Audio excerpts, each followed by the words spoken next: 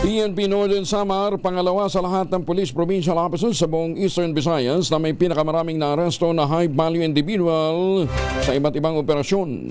Detalye ng balita mula kay Jane Galit Bantayan, na Aris 34, may buntag ni mo, Jane. Idinit na ng second rank o pumapangalawa ang Northern Samar Police Provincial Office sa lahat ng mga police provincial offices ng buong Eastern Visayas na mayroong pinakamaraming naaresto na high-value individual sa illegal drugs. Naitala ang 133.33% efficiency rate sa kanilang apprehension ang mga naarestong high-value individual sa nagpapatuloy na kampanya laban sa illegal drugs simula May 1 hanggang May 24 taong kasalukuyan. Naaresto ang mga ito sa intelligence operations ng otoridad, bypass operations na ipinapatupad ng bawat municipal police stations.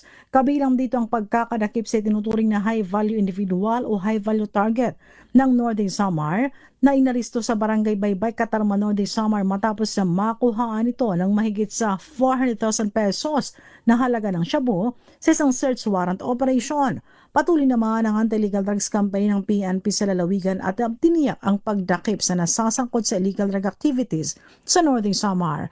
Ang nasabing operasyon ay naisakatuparan dahil sa koordinasyon ng mga law enforcement. Resulta ang successful accomplishment at matagumpay na kampanya laban sa illegal drugs.